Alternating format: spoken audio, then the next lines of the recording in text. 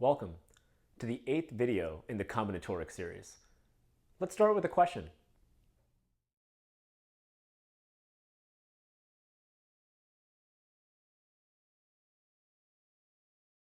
So we want to count the number of ways that we can climb these stairs taking 1 or 2 steps at a time, given that there are 10 stairs.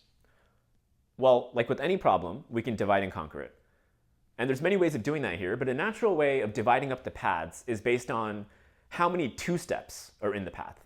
So the most there can be, or the fastest way up the stairs, is to take all 5 2 steps. You could also take 4 2 steps, as long as you take 2 1 steps. And you could also take all the way down to 0 2 steps, which is taking all of your steps or 1 steps. So if we can just count each of the categories and then add them together, we would be done. We would have the answer to the question. So how many ways can you take 5 2 steps? Well, the only way is to take a 2 step, 2 step, 2 step, 2 step, 2 step, which is only one way. For 4 2 steps, well, you could do 2 step, 2 step, 2 step, 2 step, 1 step, 1 step. But you could also do other things, right? So of the 6 moves that you're going to make, 4 of them are going to be 2 steps, and 2 of them are going to be 1 step. And so the number of paths is basically the number of strings like this that there are, which is something that we know how to do, right? Or another way you can think about it is, of the 6 moves you're going to make, how many ways can you choose 4 of them to be the 2-step move? Well, that's clearly 6 choose 4. All right, for 3 2 steps, well, that could be like 2 step, 2 step, 2 step, 1 step, 1 step, 1 step, 1 step. And again, how many strings like this exist? Well, there's 7 characters and 3 of them are 2, so we can say it's 7 choose 3. And hopefully you see a pattern starting to emerge here. First of all, this 1 you could really express as a 5 choose 5. And maybe you can actually predict what the remaining answers are going to be. So this is going to be, for example, 2 step, 2 step, followed by 6 1 steps. And again, that's going to be 8 choose 2, right? So it looks like the top of the combination is going up by 1 and the bottom is going down by 1. So we would expect 9 choose 1 and 10 choose 0 next. Let's just write that here and see if we're right. So this could be like 2 followed by 8 1 steps, which does indeed correspond to that. And then 0, well, that would just be all 1s, right? So that'd just be 10 1s, which of course is one way of doing that, which is 10 choose 0. So we just add 5 choose 5 plus 6 choose 4 plus 7 choose 3 plus 8 choose 2 plus 9 choose 1 plus 10 choose 0, and that's our answer. Okay, now we're going to redo this question, dividing and conquering in a little bit of a different way.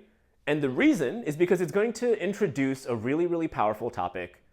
Another way to divide and conquer this problem is to do it based on the first step.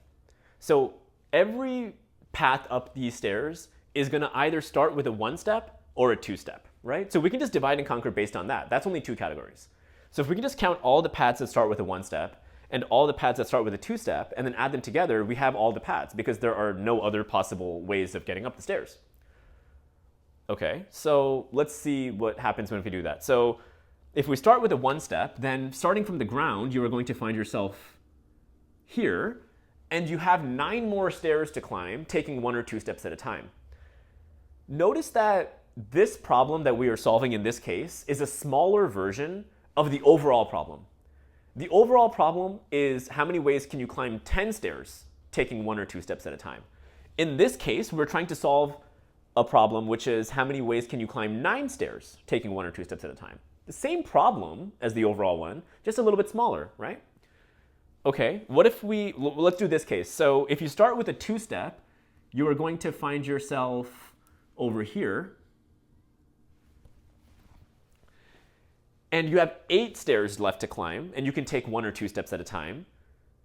And now to count that, again, it's an even smaller version of the big problem, right? Now we just have to count how many ways can you climb 8 stairs, taking 1 or 2 steps at a time. When this happens, when you can divide and conquer a problem in such a way that at least one or more of the pieces becomes a smaller version of the overall problem, that's called recursion.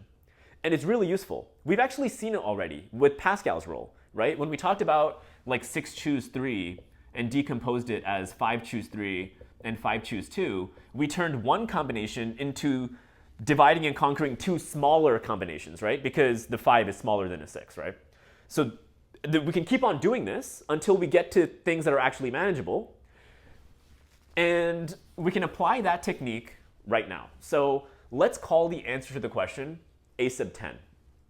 The overall question, that is. And the reason that we're going to use the subscript 10 is hopefully obvious. It's to emphasize the fact that there are 10 stairs. So a sub 500, for example, would be how many ways can you climb 500 stairs, taking 1 or 2 steps at a time.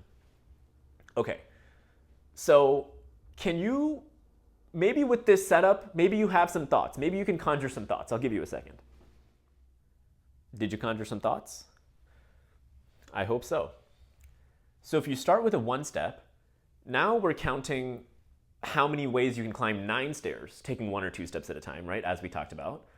So that's the same question as the original question, but there's 9 stairs instead of 10 stairs. So the way we've defined A lets us say that there are simply a sub 9 paths in this particular case. Okay, we could come back to that. And then if you start with a 2-step, now we're solving the same problem as the original problem, but with 8 stairs instead of 10 stairs, right? So that would be a sub 8. Putting that together, a sub 10 then equals a sub 9 plus a sub 8. So we've divided and conquered a sub 10 into smaller subproblems, right? So these are hopefully easier to deal with, and we can deal with them the same way that we deal with a sub 10. We can decompose a sub 9 and a sub 8 similarly and keep on going until we can do something that is relatively simple. This sort of decomposition, by the way, goes all the way down to even a sub 3. So if we're only climbing 3 stairs, so imagine we're over here and we're climbing the last 3 stairs. Well, if you start with a 1 step, there are a sub 2 ways of finishing that, right? Because there's 2 stairs left. But if you start with a 2-step, there's a sub 1 ways of finishing that because there's only 1 step left. And it's the same question, but with these smaller and smaller numbers of stairs. So a sub 3 is equal to a sub 2 plus a sub 1. So in general, it looks like a sub n is equal to a sub n minus 1 plus a sub n minus 2. So you might call that the recursive relationship, right, that underlies this problem here. Now, of course, this doesn't apply forever. So for example, for a sub 1 does not equal a sub 0 plus a sub negative 1 because that doesn't make any sense, right? What is a sub negative 1? You can't have negative 1 amount of stairs. So at some point, you need to actually manually count. So what is a sub 2 even? Or actually even simpler, what's a sub 1? If you only have 1 step, how many ways can you climb it, taking 1 or 2 steps at a time? Well, you could only take 1 step, right? There's only 1 way of climbing it if there's only 1 step. If there are 2 steps, or 2 stairs rather, then you can either take a 2-step or 2 1-steps. So there's 2 ways of climbing 2 stairs. Then we could apply this recursive relationship to get us all the way to a sub 10, right? So let's do that. So a sub 3 is equal to 3. It's just 2 plus 1. A sub 4 is equal to 3 plus 2, which would be 5. A sub 5 is equal to 8. A sub 6 is equal to 13. A sub 7 is equal to 21. A sub 8 is 34. Continuing over here, a sub 9 is 55, and a sub 10 is 89. So the answer to the question is 89. Now, take a moment to look at these numbers, and maybe you realize something. So if this sequence of numbers here, 1, 2, 3, 5, 8, 13, 21, 34, 55, 89, seems familiar to you, that's because they are the Fibonacci numbers, which maybe you know what they are, but if you don't, they are a sequence of numbers that start with 0 and 1, and then every term after that is the sum of the previous 2 terms, much the same way that our A sequence is defined, right? So 0, 1, and then we get 1, 2, 3, 5, 8, 13, 21, 34, 55, 89. And that sequence is pretty much the same sequence as we are getting over here. Just so you know, most people, so we started our A with the index a sub 1, that's the smallest index that we got to. Most people start their Fibonacci numbers at f sub 0 instead of f sub 1, so I'm just going to keep that convention here. And f sub 1 is this 1, and then this next one is f sub 2, and in general, so the definition of the Fibonacci numbers is that f sub 0 is equal to 0, and f sub 1 is equal to 1. And then f sub n in general, after that, is going to equal f sub n minus 1 plus f sub n minus 2. Right? Now, notice that our starting numbers are different here for this sequence, right? So we start at 1, 2. The Fibonacci numbers start at 0, 1. But they start to line up right here, right? So at that point and below, the sequences look the same. So it looks like a sub 1 is equal to f sub 2, which would imply that a sub 10 is equal to f sub 11, right? So let's just make sure that that's true. So this would be 3, 4, 5, 6, 7, 8, 9, 10, 11. That's right. So that's f sub 11. In general, a sub n, the answer to this question, how many ways can you climb n stairs, taking 1 or 2 steps at a time, is f sub n plus 1. So this is a pretty beautiful result. The answer, they're literally the Fibonacci numbers, right? It doesn't need to be that way. But it's not surprising that it's that way, given that the underlying structures are literally the same. Not everything with this underlying structure, though, will give you the Fibonacci numbers. You need the starting conditions to be 2 consecutive Fibonacci numbers for the pattern to take over. But if this was like a 1 and a 3, for example, you would not get the Fibonacci numbers. You would get some other sequence of numbers. Okay, let's try another question.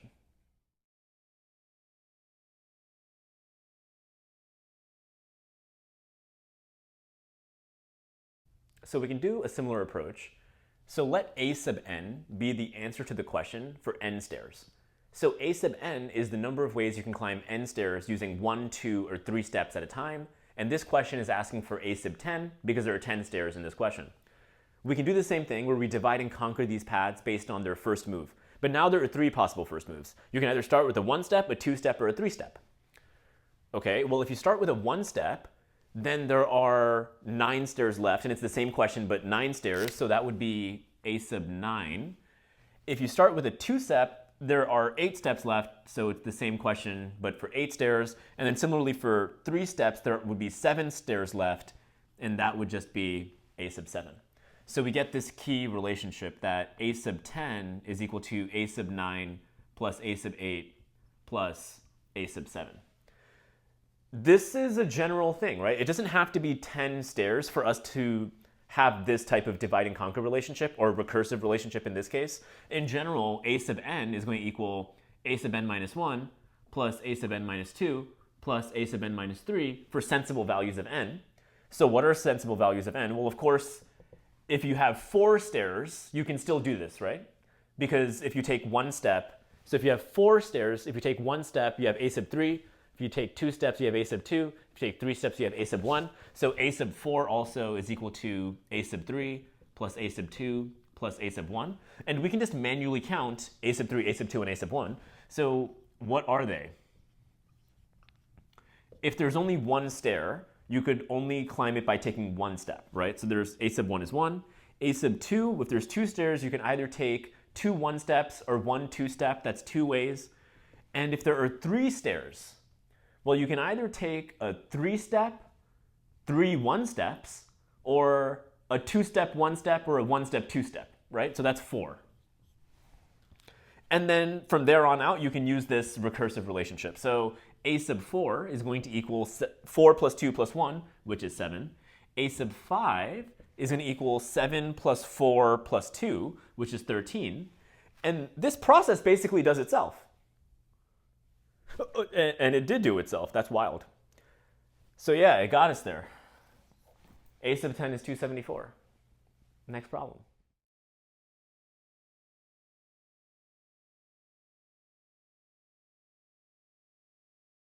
So we have 10 light bulbs in a row, and we want to count the number of ways we can light them up such that no 2 consecutive light bulbs, like this, or this, or this, are both on. So we can divide and conquer this based on the first light bulb. It could either be on or off, right? So if we just count the number of lighting arrangements in each category, we can add them together and be done. So just like we've been doing, let's let a sub n be the answer to the question for n light bulbs. So this particular question, we're looking for a sub 10, right? Because there are 10 light bulbs. But this definition for a sub n will be useful for us, as it has been up so far. So if the first one is off, what does that mean? So if this light bulb is off, well, that means it's not really going to cause any problems, right? Because the constraints of the problem are about light bulbs being on.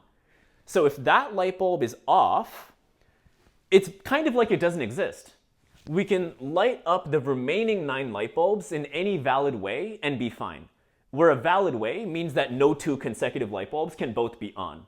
So how many ways can we do that? Well, that's just a sub 9, right? It's as if this light bulb didn't exist, the first one. So if the first light bulb is off, the number of ways of lighting up the remaining 9 light bulbs is simply a sub 9. What if the first light bulb is on? Is it still a sub 9? Well, no. It's actually less than a sub 9. Why? Because if the first one is on, then some of the a sub 9 ways of lighting up the last 9 light bulbs is going to have this light bulb being on, but it can't be. Because if the first one is on, then this one can't be. So it's not all a sub 9 outcomes. But we're not stuck. We could actually keep going. So if this is on, we could actually say for sure that this second light bulb is off. And then it's as if the first 2 light bulbs don't really exist when it comes to how many ways we can light up the remaining 8 light bulbs, right? We can do that in any of the valid a sub 8 ways. So if the first light bulb is on, importantly, the second is off. That's important to realize. And then once you realize that, you're like, oh, now I can light up the remaining 8 light bulbs in any valid way, which of course is a sub 8 ways. Which means that a sub 10, the answer to the question, is simply a sub 9 plus a sub 8. Does that look familiar?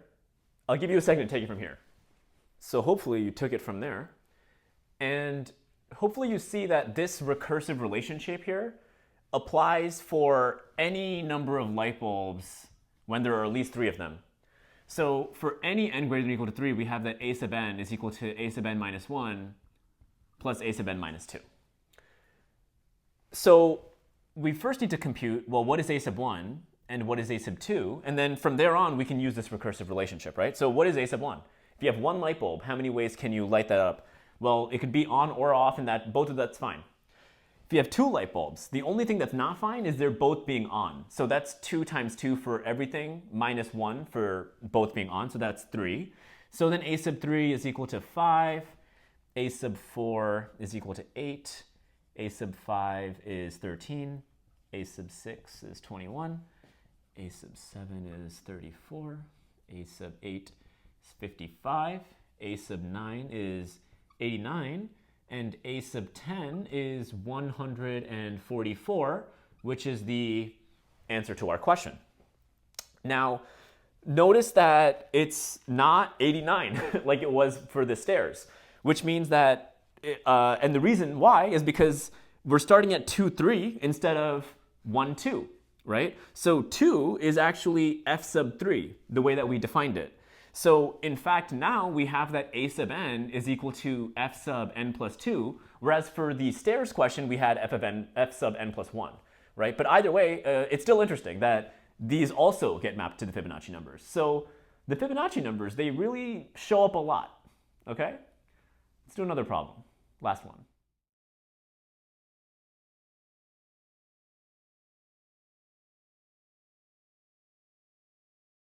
So we want to count the number of spicy subsets from the set of numbers from 1 through 12. So we can divide and conquer those spicy subsets based on whether or not they contain the number 12, right? Some spicy subsets do, and some spicy subsets don't. We just add the number that do, the number that don't, and then we have the answer. So let's let a sub n be the answer to the question of how many spicy subsets there are for the numbers from 1 through n. So in this problem, n is equal to 12, obviously, and we're trying to find a sub 12. Okay, so if the 12 is not included, what does that mean? So if the 12 is not included, then spicy subsets will look just like spicy subsets from 1 through 11, right? So the number of spicy subsets in this case is just a sub 11. So think about that until you're absolutely convinced. Now, if the 12 is included, it's not a sub 11 in that case, because Some of the a sub 11 spicy subsets will include an 11 or a 10, but you can't include an 11 or a 10 if you've included a 12. So if the 12 is included, there's no 11 and there's no 10, right? And basically then we're looking at spicy subsets of from 1 through 9, and then we can tack a 12 onto it, right? So the number of spicy subsets that have a 12 are just the number of spicy subsets from 1 through 9, which is there are a sub 9 of those. So a sub 12, interestingly, is a sub 11 plus a sub 9. Can you take it from there? And so the general relationship is going to be that a sub n is equal to a sub n minus 1 plus a sub n minus 3 for as long as there's at least 4 numbers in your set, right? Otherwise, you should just manually count it. So a sub 1, a sub 2, and a sub 3, we can just count manually. So if the set is just the number 1, you could either have the subset of just the number 1 or the empty set, right? So there's 2 spicy subsets there. If you have the numbers 1 and 2, you could have the empty set, the set with a 1, or the set with a 2, not the set with both. So that's 3 options there. If you have 1, 2, 3, you can have the empty set or the set with either a 1, 2, or a 3. So that would be 4 options there. And then we can start using this recursive relationship, right? So a sub 4, for example, is going to equal 4 plus 2, which is 6. And this process basically finishes itself. And it did, again. And we get the final answer of 129. Okay, enjoy your homework. It's a fun one.